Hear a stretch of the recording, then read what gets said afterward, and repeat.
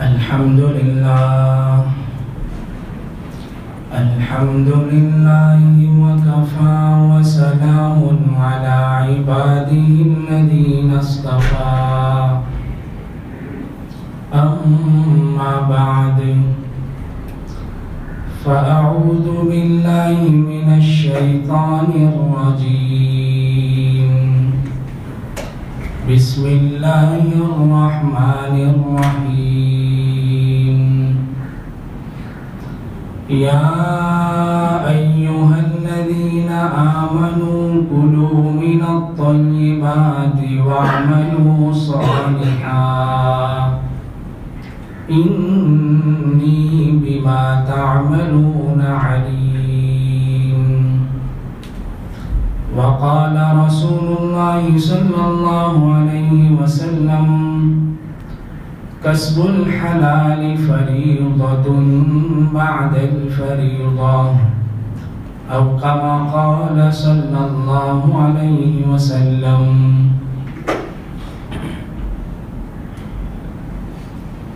قابل احترام بزرگوں، عزیز ساتھیوں، گزشتہ کل مال حرام کے نقصانات کا ذکر کیا تھا، تو جہاں مال حرام کو کھانے کا نقصان ہے، وہیں پر حلال اور طیب مال کو کھانے کے فائدے اور فضائل بھی بہت ہیں۔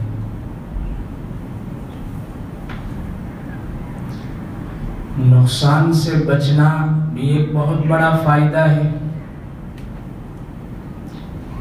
لیکن اس کے علاوہ بھی بہت سے فوائد ہیں کہ اگر کوئی شخص اپنی زندگی میں حلال مال کا اہتمام کرتا ہے تو اللہ رب العزت اس کی زندگی میں برکت عطا فرماتے ہیں، اس کے اعمال میں برکت عطا فرماتے ہیں۔ اور مفسرین فرماتے ہیں کہ جو شخص حلال مال کو کھانے کا اہتمام کرتا ہے، اللہ رب العزت اس کو نیک اعمال کی توفیق عطا فرماتے ہیں۔ نیک اعمال کی توفیق جو ہے نا، وہ جڑی ہوئی ہے حلال مال کے ساتھ، کہ جب پیٹ میں حلال مال جاتا ہے تو اس کے انوارات پورے بدن میں سرایت کرتے ہیں، اور اس کے انوارات جب بدن میں سرایت کرتے ہیں تو بدن کے اعضاء سے نکلنے والے اعمال بھی اچھے ہوتے ہیں، پھر آنکھیں اچھا دیکھتی ہیں، پھر کان اچھی باتیں سنتے ہیں۔ آج ہم لوگوں میں ایک شکایت ہے نہیں کہ دل نماز کی طرف راغب نہیں ہوتا، کہ مولانا قرآن پڑھنے کا جی بہت چاہتا ہے لیکن دل نہیں لگتا، پتہ نہیں کیا۔ تو کوئی جنات نے کچھ اثر نہیں کیا، جنات کو اللہ نے اتنی بڑی طاقت نہیں دی کہ ہم کو نماز سے بھی روک سکے اور ذکر و اذکار سے بھی روک سکے، نہیں، یہ ہماری اس کیا ہے مشتبہ مال اور مشتبہ جو خوراک ہے جو اندر جا رہی ہے، اس کا اثر ہے کہ علماء نے لکھا ہے مال حرام کا ایک نقصان یہ ہے کہ اس بندے سے نیک اعمال کی توفیق کو چھین لیا جاتا ہے، چاہتے ہوئے بھی پھر نیک اعمال نہیں ہوتے۔ اس لیے اپنی زندگی میں حلال مال کا اہتمام کرنا چاہیے۔ ہمارے اکابر تھے دارالعلوم دیوبند کے اندر، تو ان کے زمانے میں دیوبند میں ایک بزرگ رہتے تھے جن کا نام تھا شاہ جی، ان کو گھاس والے بزرگ بھی کہتے تھے، ان کا کاروبار ہی تھا گھاس کاٹنا اور بیچنا۔ بہت نیک صفت بزرگ تھے، اللہ کے نیک بندے تھے، اللہ والے تھے۔ ان کا معمول یہ تھا کہ روزانہ صبح میں جنگل جاتے، گھاس جو جنگل میں گھاس ہوتی ہے اس کو اپنے ہاتھ سے کاٹتے اور اس کی گٹھریاں بنا بنا کر کے لاتے، شہر میں لاتے، دیوبند میں لاتے اور اس کو بیچ دیتے، اور ایک ہی ریٹ 6 پیسہ، بس 6 پیسے میں جو 2-3 گٹھریاں ہوتی تھی، جو بھی پہلے آتا، کتابوں میں لکھا ہے کہ چونکہ یہ بزرگ تھے تو لوگ ان کا مال لینے کے لیے لائن لگاتے تھے، دوڑتے تھے، لیکن ان کا معمول تھا کہ جو پہلے آیا اس کو بیچ دیا، اور پیسے بھی 6 آنے ہی لینے، اس سے زیادہ بھی نہیں، اس سے کم بھی نہیں۔ کسی نے ان سے پوچھا کہ بھائی آپ 6 آنے ہی کیوں لیتے؟ اس زمانے میں آنے چلتے تھے، تو تم 6 آنے ہی کیوں لیتے ہو؟ اس سے زیادہ بھی نہیں لیتے، حالانکہ وہ اگر چاہے زیادہ تو لوگ دیتے۔ تو فرماتے تھے کہ نہیں، میرا نظام پیسوں کا بالکل بنا ہوا ہے۔ کہا کیا نظام بنا ہوا ہے؟ کہا دیکھو یہ 6 پیسے ہیں نا، 2 پیسے میں اپنی ضرورت کے لیے گھر میں دیتا ہوں، اپنی ضرورت کے لیے گھر میں دیتا ہوں، 2 پیسے اپنے رشتہ داروں پر، غریبوں پر صدقہ کر دیتا، جو بھی ہو محلے میں رشتہ دار میں ان کو صدقہ، اور جو 2 پیسے ہے اس کو بچا کر کے رکھتے تھے۔ اچھا بچاتے کیوں تھے؟ کہا یہ میں بچاتا ہوں، بچاتے بچاتے جمع کرتے کرتے جب اتنی رقم ہو جاتی تھی کہ وہ دعوت کر سکے، تو ہمارے دیوبند کے اساتذہ جو اکابر علماء دیوبند تھے اس زمانے میں، حضرت مولانا قاسم صاحب نانوتوی رحمت اللہ علیہ، حضرت مولانا عبدالرشید صاحب گنگوہی رحمت اللہ علیہ، حضرت مولانا یعقوب صاحب نانوتوی رحمت اللہ علیہ، بڑے چوٹی کے علماء ہیں یہ ہمارے اس ہندوستان ملک کے۔ کہا کہ میں جمع کرتا ہوں، جب ایک رقم جمع ہو جاتی تھی تو اس رقم سے اپنے ان علماء کو اور اکابر کو دعوت پیش کرتے، دعوت کھلاتے تھے۔ حضرت قاری طیب صاحب رحمت اللہ علیہ فرماتے ہیں کہ میں نے خود حضرت مولانا یعقوب صاحب نانوتوی رحمت اللہ علیہ کے زبان سے سنا کہ وہ شاہ جی جو دعوت کرتے تھے تو ان کی دعوت کا ہم اساتذہ کو انتظار رہتا تھا، ہر 2-4-5 مہینے میں دعوت کرتے تھے، تو کہاں ان کی دعوت کا انتظار رہتا تھا، حالانکہ کھلاتے سادہ تھے، کوئی مرغے مسلم اور ایسا نہیں ہوتا تھا، سادہ چاول اور گڑ، ایک جگہ لکھا ہے بہت سادہ کھانا کھلاتے تھے۔ لیکن فرماتے ہیں حضرت مولانا یعقوب صاحب کہ ہم اساتذہ جب کچھ مدت ہوتی تھی نا تو ہم تذکرہ کرتے تھے کہ شاہ جی نے اب تک دعوت نہیں دی، 2-4 مہینے ہو گئے، تو کیا ہے ہمیں انتظار رہتا تھا۔ کسی نے پوچھا کہ بھائی اتنی سادی دعوت کا انتظار کیوں رہتا تھا؟ تو حضرت مولانا یعقوب صاحب نانوتوی رحمت اللہ علیہ نے فرمایا کہ شاہ جی کی دعوت کھانے کے بعد آٹومیٹک اور خود بخود ہمارے دلوں کے اندر نیک اعمال کا جذبہ پیدا ہوتا۔ جب ان کی دعوت کھاتے تھے نا تو تہجد میں آنکھ کھلتی تھی، پھر قرآن کی تلاوت کثرت سے ہوتی تھی، پھر ذکر و اذکار کثرت سے ہوتا تھا۔ کہا 1 مہینے تک ان کے 1 دن کی دعوت کا اثر رہتا تھا، حلال کھانے کا اثر یہ ہوتا 1 مہینے تک۔ پھر کچھ مدت ہوتی تھی تو ہم انتظار کرتے تھے، تو پھر وہ دعوت آتی تھی، پھر اس طریقے سے چلتا رہتا تھا۔ تو میرے بزرگوں، یہ حلال مال کے کھانے کا اثر ہے کہ ہمارے دلوں پیٹوں کے اندر جب حلال مال جائے گا نا تو پھر انسان کو تلاوت قرآن کا جذبہ پیدا ہوگا، نماز کا شوق پیدا ہوگا، فرائض نہیں بلکہ انسان نوافل کے اندر بھی کوشش کرے گا۔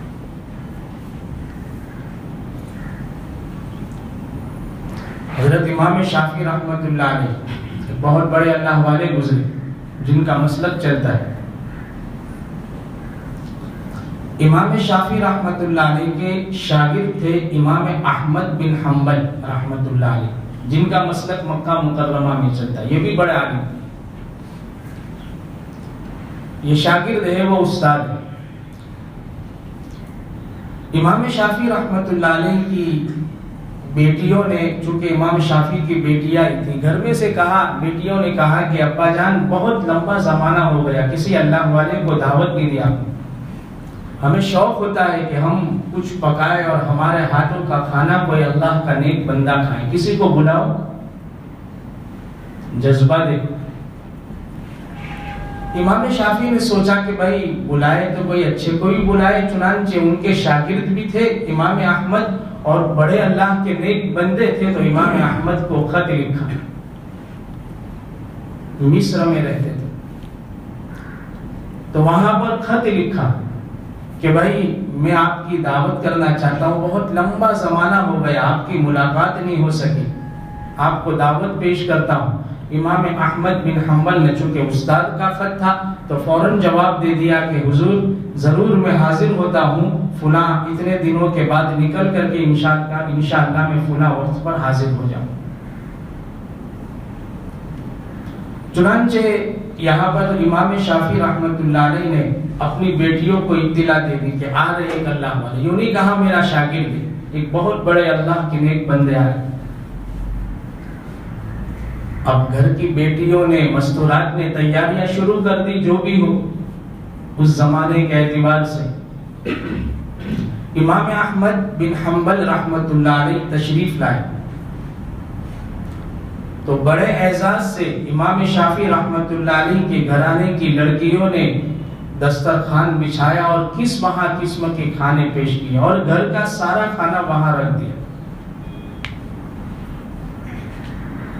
پورا کھانا وہاں رکھ دیا، اس امید پر کہ اللہ کے نیک بندے ہیں، وہ کھائیں گے اور کھا کر جو بچے گا تو وہ ہم کھائیں گے۔ آج بھی ایسے گھرانے ہیں، بعض گھرانے ایسے ہیں جب مسجدوں میں جماعتیں آتی ہے نا، ابھی ایک صاحب نے مجھے بتایا رمضان پہلے، یعنی کہ بھائی ہمارے گھر میں جماعت آتی ہے، دعوت ہوتی ہے، تو پورا پتیلا جو کہتے ہیں کھانے کا برتن وہاں جماعت کو بھیج دیتے ہیں اور جو بچ کر آتا ہے وہ ہم لوگ کھاتے ہیں۔ جماعت کا اتنا احترام۔ تو ان کی بیٹیوں نے سارا کھانا دسترخوان پر چن دیا، رکھ دیا کہ جو حضرت تو اکیلے تھے کتنا کھائیں گے، لیکن جو بچے گا پھر ہم وہ کھائیں گے، ابھی ہم کو بچانا نہیں ہے اس میں سے۔ امام احمد بن حنبل رحمۃ اللہ علیہ جب دسترخوان پر آئے، کھانے بیٹھے، کھانا شروع کیا تو کتابوں میں لکھا ہے کہ کھاتے کھاتے اتنا کھایا کہ سارا کھانا ختم کر دیا۔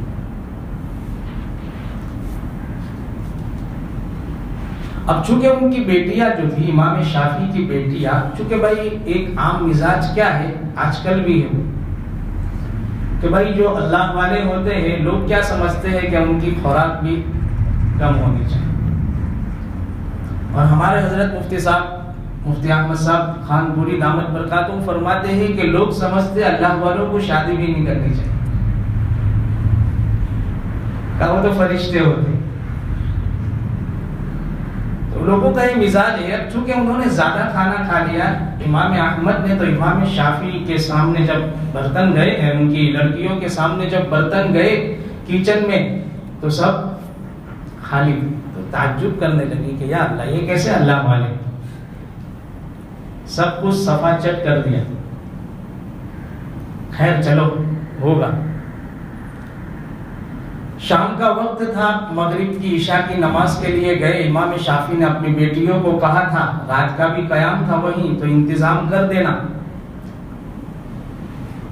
چنانچہ ان کی بیٹیوں نے ایک کمرہ جو خاص کیا تھا ان کے آرام کے لیے، وہاں ایک اچھا سا مصلی طے کر کے، یعنی گھڑی وال کے رکھ دیا، ایک پانی کا لوٹا رکھ دیا، مسواک رکھ دی کہ تہجد میں تو اٹھیں گے نا، کام آئے گی۔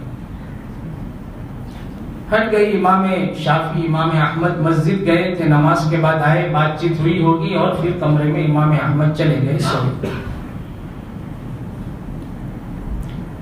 صبح کی نماز کا وقت ہوا، اذان ہوئی، امام شافعی رحمۃ اللہ علیہ نے دروازہ کھٹکھٹایا، امام احمد نکلے اور دونوں بزرگ چلے گئے مسجد۔ اب ان کی بیٹیاں کمرے میں آئی تو دیکھا کہ پانی کا جو لوٹا تھا نا وہ بھی ویسا کا ویسا ہے، تو اور تعجب ہونے لگا کہ یا اللہ یہ تو کیسے بزرگ ہے، تہجد کی نماز بھی نہیں پڑھی. ایسا لگتا ہے پانی آدمی سوئے تو وضو تو ٹوٹ جاوے نا، اور پانی کا تو انتظام نہیں تھا کہ بھائی چلو نغمے سے وضو کر لیتے، پتہ نہیں چلے. بھائی ہمارے یہاں تو کیا ہے، نغمے سے کر لو پتہ ہی نہیں چلے ٹنکی میں سے پانی خالی ہوا نہیں ہوا. اور وہاں تو لوٹا تھا، وضو کرتے تو پتہ چل جاتا کہ بھائی لوٹے کا پانی خالی ہوتا. اب ان کی بیٹیوں کے دل میں شکوک و شبہات بڑھ گئے کہ یا اللہ یہ کیسے بزرگ کو دعوت دے دی ہمارے ابا نے. جب گھر تشریف لائے تو امام شافعی جب اندر گئے تو ان کی بیٹیوں نے کہا کہ ابا جان ماجرا سمجھ میں نہیں آتا ہے، اللہ والے ہیں یا کون ہے؟ ایک تو رات کو کھانا بھی اتنا زیادہ کھایا، چلو ہمارے واسطے نہیں بچا اس کی تو کوئی فکر نہیں ہے، لیکن جو اہل اللہ ہوتے ہیں وہ تو کم کھایا کرتے ہیں، انہوں نے تو پورا یعنی اپنی مقدار سے بھی زیادہ کھا لیا. اور چلو کھایا تو کھایا، رات کو سوئے تو کم از کم تہجد تو پڑھتے، اللہ کے نیک بندے تھے. انہوں نے تو تہجد بھی نہیں پڑھی. دلیل یہ ہے کہ پانی کا لوٹا ویسا ہی رکھا. اب امام شافعی رحمت اللہ علیہ کو بھی کچھ بات سمجھ میں نہیں آئی. کہا چلو تذکرہ کرتا ہوں. پوچھتا ہوں، شاگرد ہی تھے بڑے لیکن شاگرد ہی تھے، تو ان کے کمرے میں گئے، بات چیت شروع کی. اور بات چیت کے دوران امام احمد سے کہا کہ ایک بات پوچھنا چاہتا ہوں، سوال پوچھنا چاہتا ہوں. کہا حضرت پوچھئے. کہا میری بیٹیوں کا اعتراض ہے کہ 2-3 باتیں سمجھ میں نہیں آئی. کہا کیا؟ کہا پہلی بات یہ کہ آپ نے گزشتہ رات کھانا کھایا تو کھانا مقدار سے زیادہ رکھا تھا، آپ تو اکیلے تھے، مقدار سے زیادہ کھانا رکھا تھا اور امید یہ تھی کہ کھانا بچ کر آئے گا تو ہم سب کھائیں گے، لیکن آپ نے تو سب کھانا صفاچٹ کر دیا. تو ہمیں فکر اس کی نہیں ہے کہ ہمارے واسطے نہیں بچا، لیکن ان کو فکر اس بات کی ہے کہ جو اہل اللہ ہوتے ہیں، اللہ کے نیک بندے ہوتے ہیں، وہ کھانا کم کھایا کرتے، آپ نے تو بہت زیادہ کھایا. اچھا میں جواب دیتا ہوں. دوسرا اعتراض کیا؟ کہ میری بیٹیوں کو دوسری بات سمجھ میں نہیں آئی کہ بھائی انہوں نے آپ کو اللہ کا نیک بندہ سمجھ کر کے بلایا تھا، اہل اللہ سمجھ کر کے بلایا تھا، اسی لیے انتظام کیا تھا، پانی کا لوٹا رکھا، مسواک رکھی، تو اس امید پر کہ یہ اللہ کے نیک بندے ہیں، تہجد کی نماز پڑھیں گے، دعا کریں گے، ہمارے گھر میں برکتیں آئے گی. لیکن پانی جیسا تھا ویسا ہی رہا. معلوم ہوا کہ آپ نے تو تہجد بھی نہیں پڑھی. امام احمد کی آنکھوں میں آنسو آ گئے. کہا حضرت اجازت ہو تو میں جواب دوں؟ کہا جی فرمائیے. کہا کہ حضرت جواب یہ ہے میری خوراک اور میرا کھانا زیادہ نہیں، میں زیادہ نہیں کھایا کرتا ہوں، لیکن آپ یقین مانیے کل رات جب میں آپ کے دسترخوان پر حاضر ہوا اور جس وقت میں دسترخوان پر بیٹھا تو آپ کا کھانا اتنا حلال مال سے تیار کیا گیا تھا کہ میں نے اپنی آنکھوں سے اللہ کی طرف سے انوارات کو اترتے ہوئے دیکھا. انوارات اتنے اتر رہے تھے کہ دل چاہا کہ اللہ کے انوارات میں سے کسی کو نہ چھوڑو. جس آدمی کو محسوس ہو اسے پتا چلتا ہے کہاں میں سمیٹتا گیا. میں کھانا نہیں کھا رہا تھا آپ کا، میں تو اللہ کے ان انوارات کو کھا رہا تھا جو میں اپنی آنکھوں سے دسترخوان پر دیکھ رہا تھا. اور ان انوارات کو سمیٹتے سارا کھانا سمیٹ گیا. آپ کا کھانا بہت حلال تھا، بہت حلال مال سے تیار کیا گیا. کافر کہا اس کے بعد اب ظاہر سی بات ہے آپ تو استاد ہے، عالم ہے، آپ جانتے ہیں کہ پیٹ میں جتنا حلال کھانا جاتا ہے انوارات کی بارش ہوتی ہے. کہا جب میں سونے کے لیے بستر پر گیا، جیسے بستر پر لیٹا نے تو میری نیند غائب ہو گئی. علوم کے دریا بہنے شروع ہو گئے اور کیا ہے میں نے قرآن پاک کی آیات میں غور کرنا شروع کر دیا. ایک آیت پر غور کرتا رہا. اس پوری رات کے اندر میں نے ایک آیت میں سے 100 شریعت کے مسئلوں کا استعمال کیا، یعنی 100 مسئلے نکالے. اتنے علوم اللہ نے اس رات میں مجھ پر کھول دیے۔ اب ظاہر سی بات ہے کہ میں پوری رات جب سویا نہیں تو میرا وضو ٹوٹا نہیں، مجھے استنجا کا تقاضا بھی پیش نہیں آیا۔ تہجد کا وقت ہوا، میں نے اسی عشاء کے وضو سے تہجد کی نماز بھی پڑھ لی۔ تہجد کا وقت ختم ہوا، فجر کی اذان ہوئی تو میری اسی وضو سے فجر کی نماز بھی ہو گئی، اس لیے پانی بھی استعمال نہیں ہوا۔ امام شافعی رحمۃ اللہ علیہ نے اپنے اس شاگرد کو گلے لگا لیا اور آنکھوں میں آنسو کے ساتھ کہا، آنکھوں میں آنسو کے ہوتے ہوئے کہا کہ امام احمد مجھے یہی امید تھی کہ میرا شاگرد کبھی خطا نہیں کر سکتا۔ پھر اپنی بیٹیوں کو جا کر کہا، دیکھو میں کہتا تھا نہیں کہ وہ بہت بڑے اللہ والے ہیں، ان کی حقیقت یہ ہے انہوں نے کیوں زیادہ کھانا کھایا؟ انوارات کی وجہ سے۔ اور پانی کیوں استعمال نہیں کیا؟ کہ پوری رات انہوں نے جاگ کر گزاری ہے، سوئے نہیں، اس لیے ان کا وضو ٹوٹا نہیں، ان کو پانی کی ضرورت پیش نہیں۔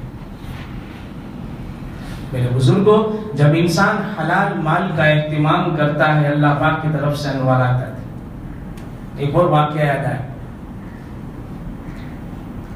ہمارے ہندوستان کے ایک بزرگ حضرت مولانا مظفر حسین صاحب کاندلوی رحمۃ اللہ علیہ، کاندلا کے بزرگ تھے۔ وہ اپنا خود واقعہ بیان فرماتے ہیں۔ ایک مرتبہ اس زمانے میں، آج سے 200 سال پہلے کی بات، کہ میں ایک مرتبہ ہوتے ہوئے رات جا رہا تھا تو رات کا وقت ہو گیا تو ایک مسجد میں نے قیام کر دیا۔ اس زمانے میں ایسی گاڑیاں تو نہیں ہوتی تھی، رات کو چوروں کا ڈر اور کیا راہزنوں کا ڈر، تو بہت دور میرا گھر تھا تو میں نے سوچا کہ اب یہیں قیام کر لیتا ہوں، مسجد میں سو جاتا ہوں، پھر صبح کو اپنے گھر کے لیے نکل جاؤں۔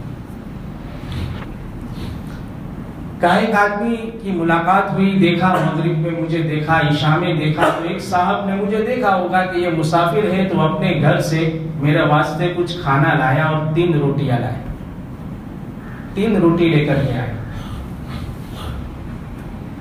کہا کہ میں رات کو وہ 3 روٹی کھا کر کے سویا تو اس رات میں مجھے خواب میں حضرت نبی کریم صلی اللہ علیہ وسلم کی 3 مرتبہ زیارت۔ میں سمجھ گیا کہ وہ کھانے کا اثر۔ جب دوسرا دن ہوا پھر میں وہیں رہا، میں گیا نہیں، اس آدمی کی ملاقات کرنی تھی، ملاقات نہ ہو سکی، عشاء میں وہ آدمی آئے اور عشاء کے بعد پھر گھر گیا اور گھر میں سے 2 روٹی لایا اور 2 روٹی لا کر کے مجھے پیش کی۔ میں نے وہ 2 روٹی کھائی، رات کو سویا تو اس رات میں مجھے خواب میں حضرت نبی کریم صلی اللہ علیہ وسلم کی 2 مرتبہ زیارت ہوئی۔ میں سمجھ گیا کہ یا اللہ یہ کوئی بہت پاکیزہ کھانا ہے، جس کی برکت یہ ہے کہ آقا مدنی سرکار دو عالم صلی اللہ علیہ وسلم کے خواب میں زیارت ہو رہی ہے، ورنہ آقا کی زیارت کوئی آسان کام جس کے لیے پاپڑ بیلنے پڑتے ہیں۔ جب تیسری رات ہوئی پھر وہ میرے واسطے کھانا لایا، لیکن 1 ہی روٹی لایا، اور اس کے ساتھ ساتھ اس نے یوں کہا کہ بھائی اب آئندہ کل میں کھانا نہیں لا سکوں گا، آپ چلے جائیں۔ کہا میں نے وہاں اس کو پکڑ لیا اور کہا کہ بھائی آپ کا ماجرا کیا ہے، سنائیے۔ کہا کیا ہوا؟ کہا آپ کے کھانے کی برکت یہ ہے، آپ کا کھانا اتنا پاکیزہ کھانا ہے، اس کی برکت یہ ہے کہ آپ کے کھانے کو کھانے کے بعد مجھے عبادات کی بہت توفیق ملی، اور سب سے بڑی سعادت یہ ملی کہ آقا مدنی سرکار دو عالم صلی اللہ علیہ وسلم کی خواب میں زیارت ہوئی۔ تو اس نے اپنے کارگزاری سنائی کہ دیکھو میں صبح سے کھیتی میں کام کرتا ہوں، صبح سے شام تک کام کرتا ہوں، تھوڑے بہت پیسے آئے تو مجھے پہلے دن میرے لیے 3 روٹی کا انتظام ہوا۔ میں گھر گیا، میں نے اپنی بیوی سے کہا کہ ایک مسافر ہے مسجد میں، بہت نیک لگ رہے ہیں، عالم ہے، ہم اپنا کھانا دے دے تو بہت اچھا۔ بیوی نے کہا میری روٹی بھی دے دو۔ میرا ایک بیٹا تھا بڑا، اس نے کہا ابا میری روٹی بھی دے دو۔ میں نے اپنی روٹی بھی دے دی تو 3 روٹیاں ہو گئی، اس لیے میں پہلے دن 3 روٹی لے کر کے آیا۔ جب دوسرا دن ہوا تو پھر میں گھر میں گیا تو میری بیوی نے کہا کہ میری تو دے دو، اپنی بھی دے دو، لیکن بیٹا بیچارہ چھوٹا ہے، 2 دن سے بھوکا ہے، اس کے لیے کچھ کھانے کا انتظام نہیں ہو سکا، بیٹے کو روٹی مت دو، بیٹے کی رہنے دو، اپنے دونوں کی دے دو۔ میں 2 روٹی لے کر کے آیا۔ جب تیسرا دن ہوا تو بیوی کی طاقت بھی ٹوٹ چکی تھی اور بیوی بھی بھوکی تھی، اس لیے بیوی کی روٹی بھی نہیں لایا اور اپنے بیٹے کی بھی نہیں لایا۔ آج میں اپنی روٹی لے کر کے آیا ہوں، آئندہ کل میرے اندر بھی اب سکت نہیں رہے گی، 3 دن سے بھوکا ہوں میں، اس لیے آئندہ کل کی ابھی سے معذرت کرتا ہوں۔ انہوں نے ہاتھ پکڑ لیا، بھائی مجھے تیرے کھانے کی رغبت نہیں تھی، لیکن تیرے حلال کھانے کا اثر یہ تھا کہ مجھے خواب میں آقا مدنی صلی اللہ علیہ وسلم کی زیارت۔ میرے بزرگوں، ان واقعات کو سن کر اپنے دل میں جذبہ پیدا کرنا چاہیے، حلال مال کے کھانے کا جذبہ پیدا کرنا چاہیے۔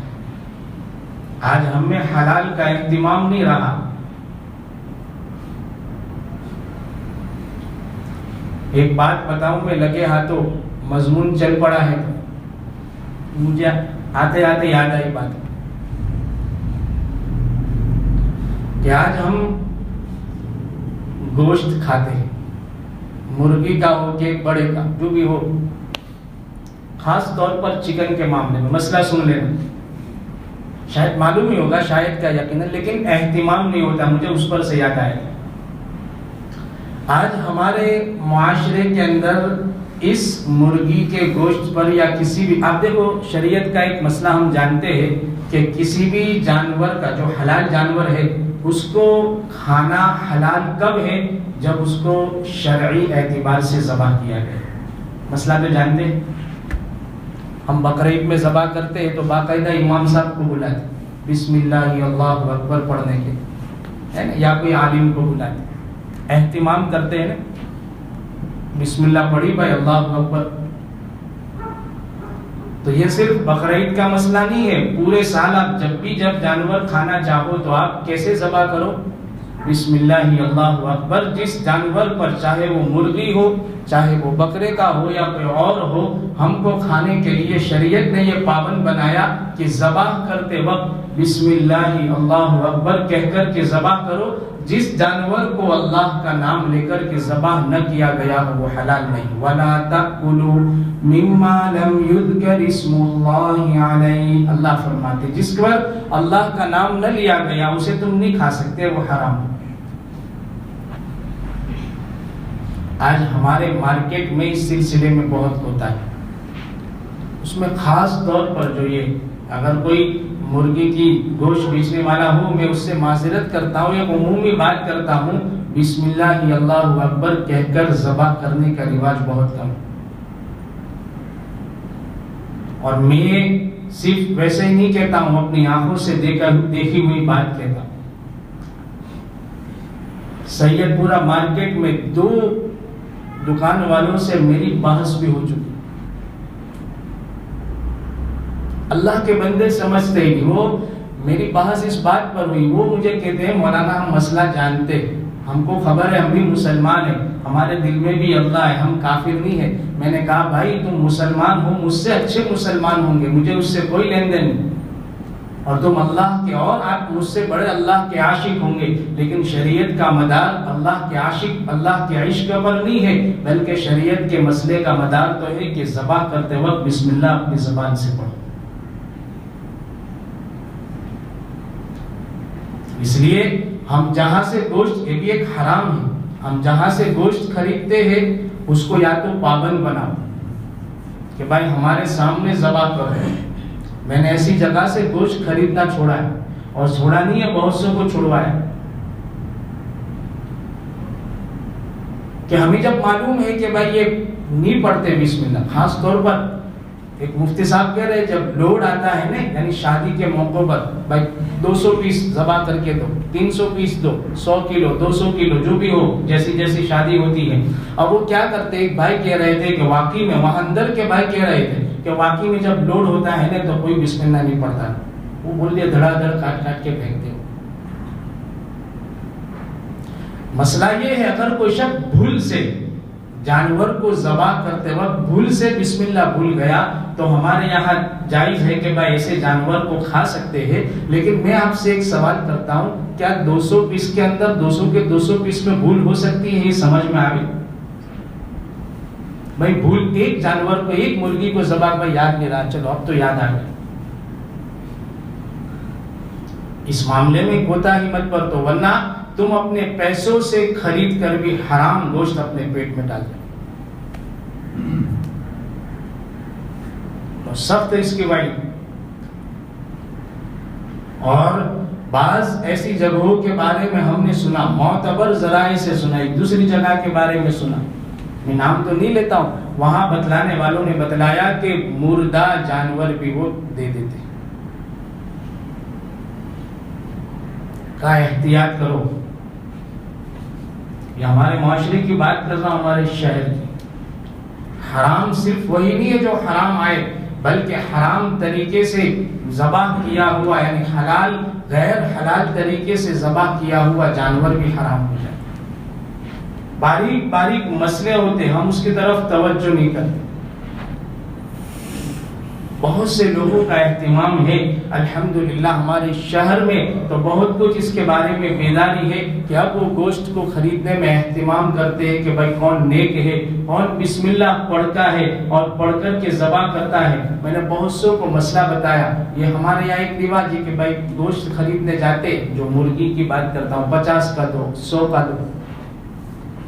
اگر ہمارے بھروسے والا آدمی نہیں ہے تو میں بہت سے لوگ پوچھتے ہیں، ان کو یہی کہتا ہوں کہ بھائی تم یوں کہو کہ بھائی تازی مرغی لے کے میرے سامنے بسم اللہ اللہ اکبر کہہ کر ذبح کر، پوری مرغی میں خرید، نقصان اس کا بھی نہیں اور فائدہ ہمارا بھی ہے کہ بھائی جو ذبح کر کے رکھی ہے پتہ نہیں ہے ہم کو۔ ہاں اگر کوئی معتبر ہمارا ساتھی ہے تو یہ نہیں ہوتا، لیکن اگر انجانی جگہ سے خریدنا ہو تو یہ سب سے اچھا طریقہ ہے، اس میں حلال گوشت بھی ہمارے پاس آ سکتا ہے، کسی قسم کا کوئی شبہ نہیں ہو سکتا۔ تو یہ تو لگے ہاتھوں مجھے ایک مسئلہ بات یاد آ گئی کہ راستے میں کہہ رہا تھا میرے بزرگ کو اپنی زندگی میں حلال کا اہتمام کرنا سیکھو۔ آج کے اس معاشرے میں، آج کے اس زمانے میں جہاں حرام کے بہت طریقے رائج ہوئے، ہمارے لیے حرام سے بچنا اور حلال کا حاصل کرنا مشکل ہو گیا، لیکن اگر اللہ کا کوئی بندہ اس سلسلے میں اہتمام کرتا ہے، اپنے آپ کو بچاتا ہے حرام سے اور حلال مال کی طرف کیا ہے، حلال مال کی حاصل کرنے میں کوشش کرتا ہے، تو اللہ پاک اس کی زندگی میں، اس کے مال میں برکت دیتے۔ حضور پاک صلی اللہ علیہ وسلم تشریف لے گئے بازار میں ایک مرتبہ، ایک صحابی گیہوں بیچ رہے تھے، گیہوں تو اوپر دیکھا تو اچھے اچھے گیہوں تھے، سوکھے گیہوں۔ اب حضور کو خریدنا نہیں تھا، لیکن ویسے ہی وہ اندر گٹھری میں ہاتھ ڈال کے نکالا تو اندر سے بھیگے پانی والے گیہوں نکلے۔ حضور نے فرمایا ما ہذا، یہ کیا ہے؟ کہا حضور پانی والے گیہوں تھے، کوئی نہ خریدا اس لیے اوپر اچھے رکھ دیے۔ صحابی کو مسئلہ معلوم نہیں تھا۔ آج کل تو ہم کرتے ہیں دھوکے کے اعتبار سے، یہ دھوکہ بھی بہت چل رہا ہے، اور دھوکہ نہیں ہوتا بلکہ ہم اس کو کمال سمجھتے ہیں۔ اگر ہمارے بیٹے نے، ہمارے کسی کاریگر اور سیلس مین نے ہماری دکان کا ردی مال اچھی قیمت میں بیچ دیا کہ واہ تم نے تو بہت اچھا کام کر لیا، چلو نکل گئے، ارے ایسا نہیں، اسے کہو پہلے سے پابند بناؤ کہ بھائی یہ ردی ہے، کچھ نقص والا ہے، جو بھی گاہک آئے اسے کہہ دینا کہ بھائی یہ 50 روپے کی چیز ہے لیکن اس میں یہ نقص ہے، اس لیے ہم تجھے 40 روپے میں دیتے۔ غلط مت کرو۔ حضور پاک صلی اللہ علیہ وسلم نے صحابی سے فرمایا دھوکہ مت دو، من غشنا فلیس منا، امت کو دھوکہ مت دو، جو شخص میری امت کو دھوکہ دیتا ہے فلیس منا، وہ میری جماعت میں سے نہیں ہو سکتا۔ حضور نے یہ تعلیم، تاجر کی فضیلت بیان فرمائی، التاجر الصدوق الامین مع الانبیاء والشہداء، جو تاجر اور جو بزنس مین اپنے بزنس کو امانت داری کے ساتھ کرتا ہے، سچائی کے ساتھ کرتا ہے، حضور پاک صلی اللہ علیہ وسلم فرماتے کل قیامت میں وہ نبیوں کی اور شہداء کی جماعت کے ساتھ کھڑا ہوگا۔ ایک حدیث میں فرمایا ان التجار ان التجار یشهدون یوم القیامت فجارا الا من اتقى وبر وصدق او کما قال صلی اللہ علیہ وسلم. فرماتے ہیں تاجر لوگ قیامت میں فاجر بن کر آئیں گے, گنہگار بن کر آئیں گے. کیوں؟ کہا لوگوں کو بہت دھوکہ دیا, اس لیے الا من اتقى, مگر جو تاجر اللہ سے ڈر کر کے تجارت کرتا ہوگا, سچائی کے ساتھ اور کیا ہے امانت داری کے ساتھ تجارت کرتا ہوگا, حضور فرماتے ہیں ایسے تاجر کا حشر نبیوں کے ساتھ. اللہ رب العزت ہمیں اپنی زندگی میں حلال مال کا اہتمام نصیب فرمائے, حرام سے احتراز نصیب فرمائے, حرام کی برائیاں ہمارے دلوں میں بٹھائے اور حلال کے حاصل کرنے کا شوق اور اس کا ذوق اللہ پاک ہم سب کے دلوں میں پیدا فرمائے. اللہ پوری زندگی اس میں قائم و باقی رکھے. اللہ ہر ایک کے لیے حلال کی روزی کے اسباب کو وسیع سے وسیع کھول دے, اور اللہ خوب سے خوب حلال کی روزی کے کیا ہے دروازوں کو کھول کر اللہ پاک ہمیں کسی کا محتاج نہ بنائے. آمین. وآخر دعوانا درود شریف پڑھ رہے ہیں. اللہم صلی علی سیدنا اللهم لك الحمد كله ولك الشكر كله وإليك يرجع الأمر كله بيدك الخير كله إنك على كل شيء قدير. اللهم صل على سيدنا محمد وعلى آل سيدنا محمد وبارك وسلم. ربنا آتنا في الدنيا حسنة وفي الآخرة حسنة وقنا عذاب النار. الہ العالمین ہمارے گناہوں کو معاف فرما. اللہ بڑے گنہگار ہے, خطا کار ہے, سیاہ کار ہے. رب کریم سر کے بال سے لے کر پیر کے ناخن تک پورا بدن گناہوں میں ڈوبا ہوا ہے. میرے مولا تیری نعمتیں, تیرے احسانات ہر آن ہر منٹ ہم پر بارش کی طرح برس رہے ہیں. میرے مولا ایک ہم ہے کہ تیرے احسانات کا بدلہ گناہوں سے دیتے ہیں, ایک ہم ہے تیری نعمتوں کا اللہ پاک بدلہ نافرمانیوں سے دیتے ہیں. اے اللہ ہمارے حال پر رحم فرما دے, ہماری نافرمانیوں کو, ہمارے گناہوں کو, ہماری غفلتوں کو معاف فرما دے. ہمارے والدین کو, اساتذہ, مشائخ, اہل و عیال, رشتہ دار, دوست, احباب, محسنین کو اور پوری امت مسلمہ کو معاف فرما دے. اللہ امت کے حال پر رحم فرما, امت کی بگڑی بنا. اللہ حالات درست نہیں ہے, حالات کو درست بنا دے. ہمارے اس ملک کے حالات کو پرامن بنا دے. اس وبا کا خاتمہ فرما دے. اے اللہ یہ بڑھتی جا رہی ہے, ہمارے گناہوں کی نحوستیں ہے, یہ وبا اور بیماری بڑھتی جا رہی ہے. ہمارے شہر کے حالات بھی کافی نازک ہے. میرے مولا اپنے فضل کا معاملہ فرما. ہم تو کمزور ہے, بے بس ہے, بے شک تیری قدرت کے سامنے ہم کچھ نہیں کر سکتے. میرے مولا تجھ ہی سے اللہ پاک حفاظت کی دعائیں مانگتے ہیں, تیرے ہی سامنے اپنے گھٹنوں کو ٹیکتے ہیں, پیشانیوں کو رگڑتے ہیں. میرے مولا تیرے سوا کوئی کچھ نہیں کر سکتا. اے اللہ ہم سب کی بھی اور پوری انسانیت کی بھی حفاظت فرما. الہ العالمین ہمارے شہر سے, اس ملک سے اور پورے عالم سے اس وبا کو دور فرما دے. اے اللہ چین کی زندگی نصیب فرما دے. اے اللہ دشمنوں کی سازشوں سے امت کی حفاظت فرما لے. اے اللہ مسجدوں کو آباد فرما دے, حالات کو بگڑنے سے بچا لے. میرے مولا بڑی مشکل سے یہ مسجدیں کھلی ہے. اے اللہ عبادتیں ہو رہی ہیں, کہیں ایسا نہ ہو ہمارے گناہوں کی نحوستیں, ہماری بدعمالیوں کی نحوستیں, ان کی وجہ سے مسجد دوبارہ بند ہو جائے, امت محروم ہو جائے. اے اللہ محرومی سے ہم سب کی حفاظت فرما دینا, حالات کو بگڑنے سے بچا لینا, حالات کو درست فرما دینا, ناپاک سازشوں سے امت کو بچا لینا. امت کی ماں بہنوں کی حفاظت فرما لے, امت کی بیٹیوں کی حفاظت فرما لے. اے اللہ ایمان کی سلامتی کے ساتھ جینا اور ایمان کی سلامتی کے ساتھ دنیا سے جانا نصیب فرما. اے اللہ قبر کی منزل کو آسان فرما دینا, آخرت کے میدان میں, قیامت کے میدان میں اللہ پاک آسان فرما دینا, حساب کتاب آسان فرما دینا. بغیر حساب کتاب کے جنت الفردوس میں داخلہ نصیب فرما دینا۔ میرے مولا یہ مبارک رمضان کا مہینہ ہے، اے اللہ تو بے شمار اپنے بندوں کو روزانہ معاف فرماتا ہے۔ تیرے نبی نے بتایا، تیرے نبی نے ہمیں یہ بات پہنچائی، روزانہ افطار کے وقت 10 لاکھ لوگوں کو آپ جہنم سے آزاد کرتے ہیں۔ اے اللہ تو ہمارا بھی شمار فرما لینا، ہمارا بھی شمار فرما لینا، ہمیں محروم نہ رکھنا۔ اے اللہ جو بھول ہو گئی وہ معاف فرما دینا، ٹوٹی پھوٹی عبادتوں کو قبول فرما لینا۔ الہ العالمین یہ رحمت کا عشرہ ہے، ہم پر اپنی خصوصی رحمت نازل فرما۔ اے اللہ رحمت والے اعمال کی توفیق عطا فرما، تیرے غضب والے اعمال سے ہم سب کی پوری حفاظت فرما۔ الہ العالمین ہمارے اس بولنے سننے کو قبول فرما، اس جمع ہونے کو قبول فرما، یہاں ان کے آنے کو قبول فرما، قرآن سے تعلق کو قبول فرما، قرآن سے ہمارا صحیح تعلق نصیب فرما۔ الہ العالمین جنہوں نے دعا کے لیے کہا لکھا یا جو ہم سے توقع رکھتے ہیں، ہر ایک کی جائز مرادیں پوری فرما دے۔ اللہ جو مانگا عطا فرما، جو مانگنے سے رہ گیا اپنی شایع نشان نصیب فرما۔ حضرت نبی کریم صلی اللہ علیہ وسلم نے جتنے خیر آپ سے مانگی ہمارا پوری امت کا حصہ نصیب فرما دے۔ جن شرور سے پناہ چاہی ہے ہماری اور پوری امت کی حفاظت فرما۔ اے اللہ ٹوٹی پھوٹی دعائیں محض اپنے فضل و کرم حضرت نبی پاک صلی اللہ علیہ وسلم کے صدقے میں قبول فرما۔ وصلی اللہ تعالی علی خیر خلقہ سیدنا محمد وآلہ واصحابہ اجمعین برحمتک یا رب۔